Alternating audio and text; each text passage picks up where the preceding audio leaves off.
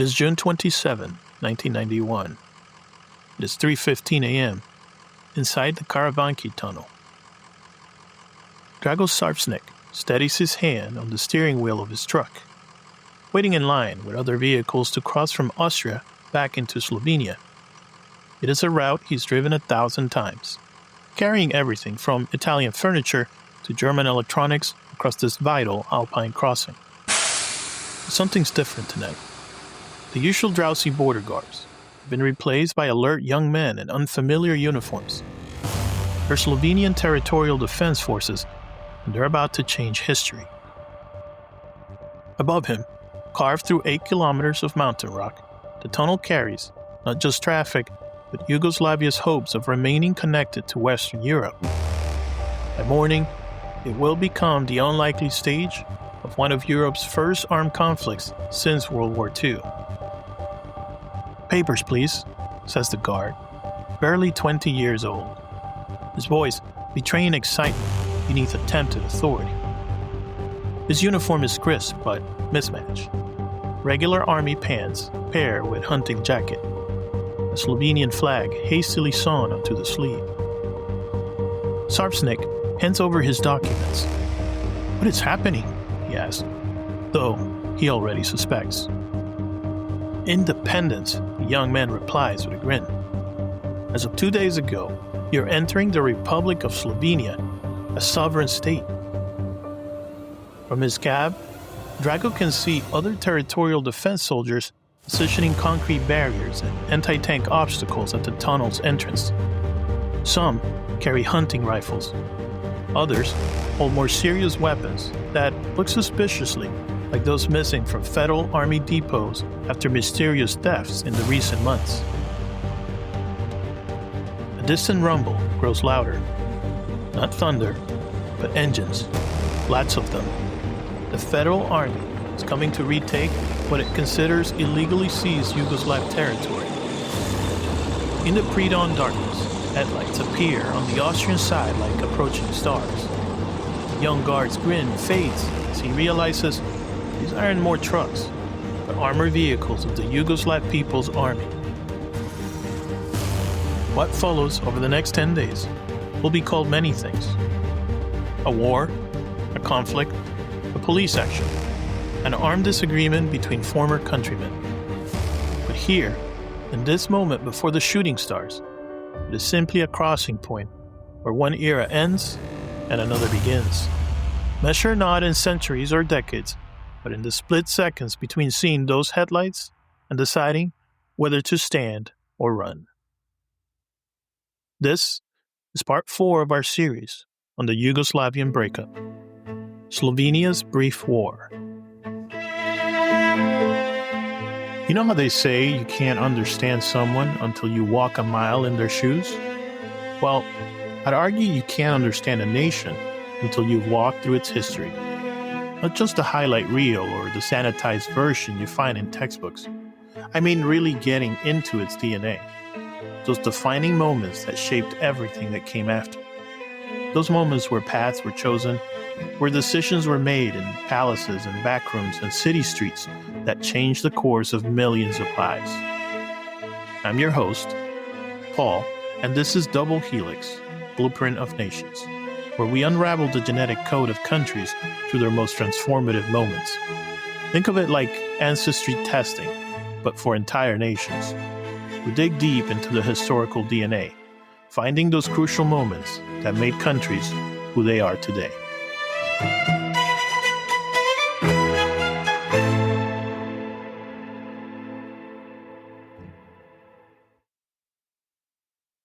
Slovenia's independence wasn't supposed to involve shooting.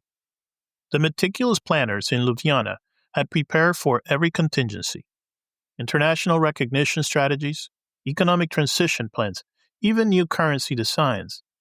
But like a chess player focused on an endgame 20 moves ahead, they perhaps underestimated their opponent's willingness to flip the board. The story of Slovenia's 10-day war is really 3 stories intertwined. How Europe's most successful socialist republic engineered its exit from Yugoslavia, how a modern military found itself fighting the wrong kind of war, and how international reactions, or their absence, would set precedents that would haunt the Balkans for a decade. Let's start with why Slovenia, of all Yugoslav republics, was both the most logical and the least expected to make the first arm break. If you could have taken a snapshot of Yugoslavia's republics in 1991 and asked which would make the smoothest transition to independence, Slovenia would have topped every list. The numbers alone tell part of the story. With just 8% of Yugoslavia's population, Slovenia generated nearly 20% of its GDP. Per capita income was double the Yugoslav average, approaching levels of neighboring Austria. While other republics struggled with antiquated industry, Slovenia had modernized early, producing everything from advanced pharmaceuticals to Elan skis that equipped Olympic champions. Its Gorenje appliances were among the few Yugoslav products that sold successfully in Western Europe. But beyond economics lay something more fundamental, what Slovenian intellectuals called Alpine mentality, a cultural orientation that looked north to Vienna and west to Milan rather than south to Belgrade. Slovenia's brief experience under Habsburg rule had left different institutional memories than Ottoman legacies elsewhere in Yugoslavia. We are in Ljubljana in November of 1990.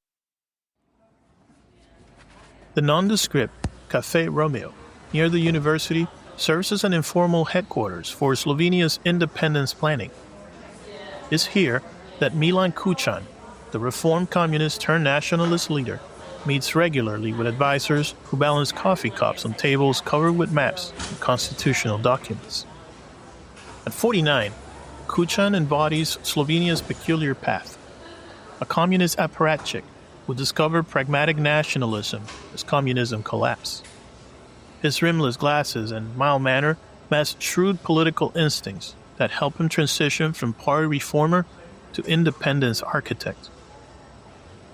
The key, he explains to a visiting European diplomat who's trying to gauge Slovenia's intentions, is understanding that Yugoslavia was a historical parenthesis for Slovenia, necessary after World War I, perhaps even beneficial for industrialization, but ultimately incompatible with our European identity. The diplomat, representing a European community still hoping Yugoslavia can be salvaged, presses him. But surely some form of confederation could preserve economic benefits while allowing political autonomy. Kučan's response reveals the fatal disconnect between Brussels' wishful thinking and Balkan realities. You assume rational economic actors. Belgrade isn't driven by economics. Milosevic thinks in terms of Serbian greatness, not market efficiency. We've tried negotiations for 2 years. They hear confederation and think conspiracy to destroy Serbia. This assessment proved prophetic. Despite months of negotiations, including last-ditch European community mediation, positions had hardened beyond compromise. Slovenia demanded loose confederation at most. Serbia insisted on strong federation at minimum. The mathematical impossibility of reconciling these positions meant independence. By summer of 1991, it wasn't just a choice, but an inevitability. What made Slovenia unique wasn't just its economic advantages or cultural orientation, but its ethnic homogeneity. With over 88% of its population ethnically Slovene, it avoided the internal ethnic tensions that would complicate Croatia's independence bid and devastate Bosnia. This homogeneity meant Slovenia could pursue what political scientist Sabrina Ramet called national interest without ethnic complexity. The preparation for independence reflected this clarity of purpose. Under Defense Minister Janez Janša, the same young dissident we met being arrested for exposing military secrets in the 1980s, Slovenia systematically built parallel institutions while federal ones still function. A Slovenian territorial defense warehouse in the spring of 1991. Colonel Janez Steiner oversees an inventory that would have seemed treasonous just months earlier.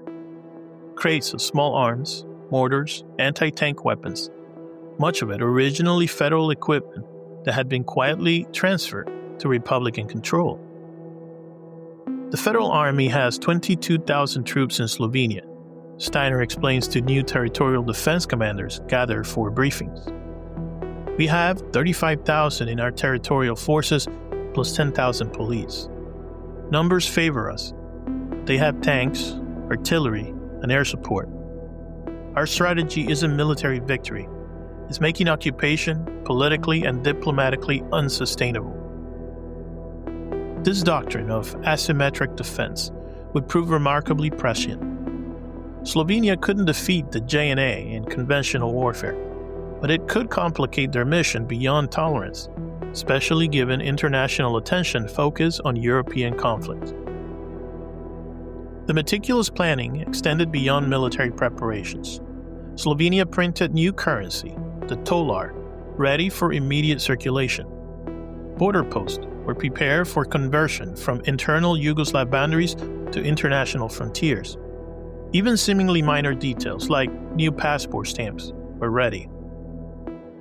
Most crucially, Slovenia coordinated its independence in timeline with Croatia, agreeing that both will declare on the same day, June 25, 1991. The theory was safety in numbers.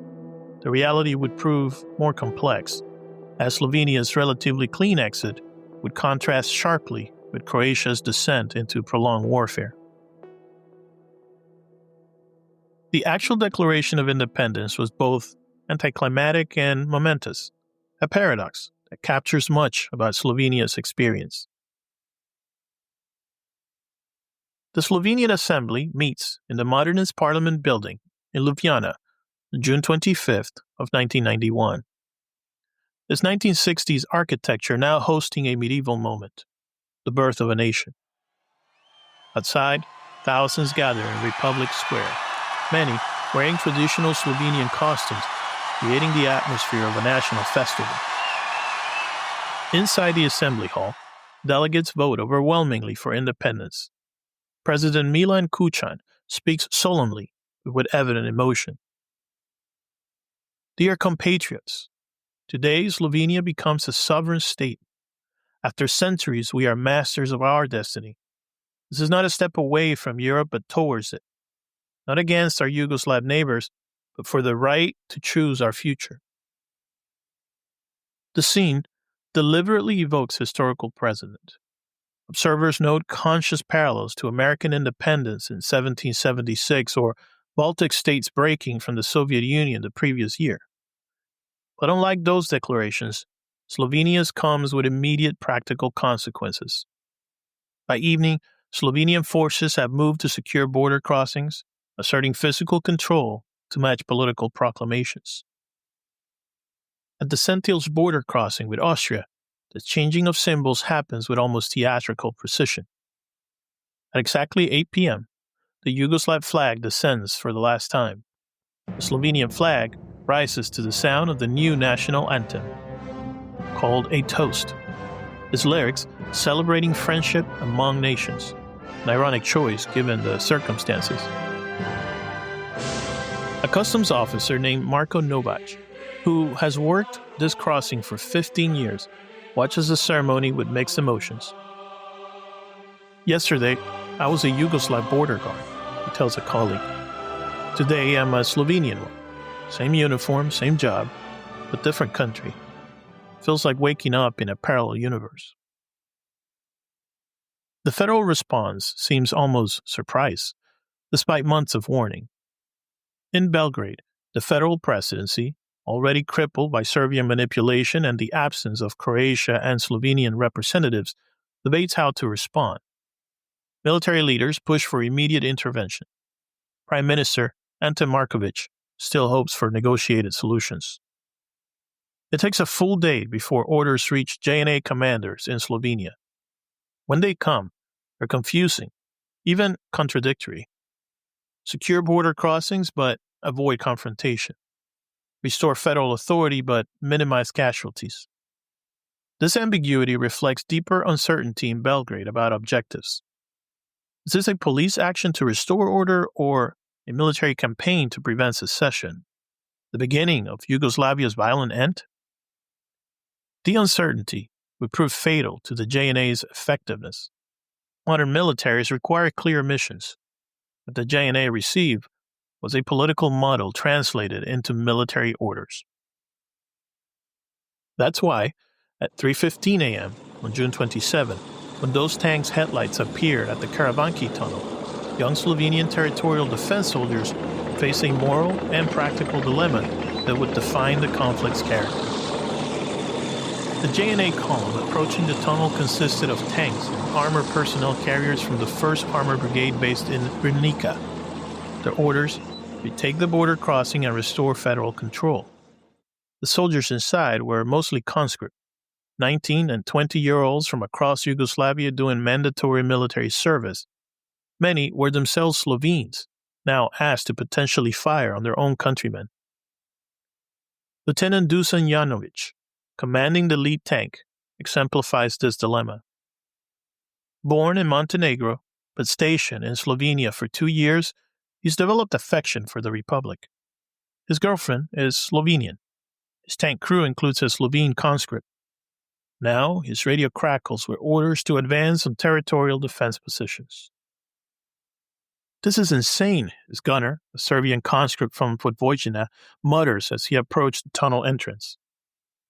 We're supposed to shoot at civilians with hunting rifles? For what? To keep Slovenia in a country that's already dead?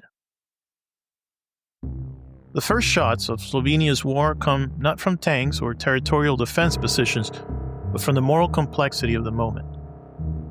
As Jovanovic's tank approaches the barriers, a Slovenian defender fires a warning shot that ricochets off the armor. The gunner instinctively swivels the turret towards the source. Jovanovic has seconds to decide: follow orders and potentially massacre lightly armed defenders, or refuse and face court-martial for disobeying in combat. He chooses a third option that would characterize much of the conflict. He orders his tank to stop just short of the barriers, neither advancing nor retreating. Through the morning, a tense standoff develops. Federal forces unwilling to use overwhelming firepower. Slovenian defenders unable to stop tanks with small arms. By noon, the tactical stalemate has become strategic victory for Slovenia. International media, alerted by Slovenian Information Ministry's sophisticated PR operation, broadcast images of David versus Goliath confrontations. The narrative writes itself. Small, democratic Slovenia defending freedom against communist Yugoslav military aggression. This media framing would prove as decisive as any military action. What the JNA saw as restoring constitutional order, the world increasingly viewed as authoritarian overreach. Slovenia had won the information war before the shooting war truly began. Over the next 10 days, this pattern repeated across Slovenia. The JNA would advance towards objectives, meet territorial defense resistance, then hesitate when confronted with the political implications of using full military force. Slovenian forces, meanwhile, employed tactics drawn more from guerrilla warfare than conventional military doctrine. At Brenik Airport, Slovenia's main international gateway, territorial defense units used trucks to block runways, preventing federal reinforcements from landing. When JNA units moved to clear the obstacles, defenders melted into surrounding villages, forcing federal troops to either pursue into civilian areas or abandon objectives. Near the Croatian border, Slovenian forces besieged JNA barracks, cutting power and water rather than attempting frontal assault. Isolated federal units found themselves trapped in their own bases, dependent on negotiated truces for basic supplies. Most decisively, Slovenia controlled this message to the world. While JNA commanders followed traditional military protocols that limited press access, Slovenian authorities welcomed international journalists, providing escorts, translators, and carefully managed access to photogenic confrontations. The international response, or initial lack thereof, shaped the conflict's trajectory in unexpected ways. In Brussels, on June 28 of 1991, the European Community's foreign minister meet in emergency sessions. The scene captures Western Europe's unpreparedness for armed conflict on its doorstep. Maps of Yugoslavia spread across conference tables and show a region of many ministers known primarily as vacation destinations. The Adriatic coast of Croatia, the ski resorts of Slovenia. Luxembourg's foreign minister, Jaak Poes, holding the rotating EC presidency, captures the mood with a statement that would age poorly. This is the hour of Europe. If one problem can be solved by Europeans, it is the Yugoslav problem. This is a European country, and it is not up to the Americans or anyone else. Yet, beneath this confidence lies confusion. The EC has no military force, limited diplomatic leverage, and divided opinions about Yugoslavia's future. Germany, with historical ties to Slovenia and Croatia, leans towards recognizing independence. France and Britain, mindful of their own regional separatist movements, prefer preserving Yugoslavia. The result is paralysis masquerading as diplomacy. CIA analyst Wayne Mary, monitoring from Washington, would later describe the Western response. We were seeing the conflict through Cold War lenses that no longer applied. This wasn't about communism versus democracy. It was about national self-determination versus state integrity. We had no playbook for that. This conceptual confusion created diplomatic vacuums that inadvertently favor Slovenia. Without clear international opposition to independence or support for federal intervention, the JNA found itself politically isolated, even as it maintained military superiority. The conflict's turning point came not through military action, but through tragedy that crystallizes fundamental absurdity. Near Domšal, July 2nd of 1991, a Slovenian territorial defense unit has positioned itself on hills overlooking a key highway. Below, a JNA convoy moves slowly, wary of an ambush. The defenders, mostly local volunteers with hunting rifles and a few anti-tank weapons, watch nervously. Among the defenders is Janez Medvešek, a 23-year-old philosophy student who joined territorial defense the day after independence. He's never fired a weapon in anger. His rifle still smells of factory oil. Remember, his unit commander has told him, "We're not trying to destroy them, just make their mission impossible. Fire and relocate. Make them think we're everywhere." When the convoy enters the kill zone, someone fires prematurely. The JNA response is immediate but confused. Tank turrets swivel seeking targets. Machine gun sprays hillsides randomly. In the chaos, federal forces accidentally hit their own supply truck. The territorial defenders, as trained, melt back into the forest cover. The movement draws fires. As Medvešek runs between positions, machine gun rounds catch him mid-stride. He dies instantly. One of the war's 76 fatalities, a number that seems almost quaint compared to what would follow elsewhere in Yugoslavia, but represented personal tragedy nonetheless. His death encapsulates the war's fundamental dynamic. A philosophy student killed defending independence against an army that, just months earlier, he might have joined for mandatory service. By July 5th, both sides faced strategic impasse that made continued fighting counterproductive. For Slovenia, initial defensive success was yielding to attritional reality. Territorial defense forces had performed remarkably well, but couldn't sustain prolonged conflict. More importantly, continued fighting risked international sympathy that provided diplomatic leverage. For the JNA and federal authorities, military objectives had become politically poisonous. Each day brought more international condemnation or pressure for a negotiated solution. Most decisively, Serbia's Slobodan Milosevic calculated that Slovenia, ethnically homogeneous and geographically peripheral, wasn't worth prolonged conflict. Belgrade, July 6 of 1991. In a closed session of the Serbian leadership, Milosevic delivers assessments that would seal Slovenia's independence. Let them go. We have no Serbs in Slovenia to protect. Our concerns are Croatia and Bosnia, where Serbian populations face real threats. Every day we waste in Slovenia depletes resources needed for battles that actually matter to Serbia. The cynical but strategic calculation aligned with European diplomatic pressure. The EC had dispatched a troika of foreign ministers who shuttled between Ljubljana, Zagreb, and Belgrade, pressing for ceasefire negotiations. The Brijuni Agreement, signed on July 7th on a Croatian Adriatic island, established a framework for Slovenia's exit. Its key provisions seemed anticlimactic after the drama of armed conflict. 3-month moratorium on independence implementation, withdrawal of JNA forces to barracks, return of border control to federal authorities pending final resolution. Yet everyone understood the real import. Yugoslavia had conceded Slovenia's right to leave, even if details remained negotiated. The precedent was set. The Federation's death warrant signed, even if not yet executed. Imagine yourself in Ljubljana on July 15 of 1991. As the last JNA units leave their barracks, heading south towards Croatia, spontaneous celebrations erupt.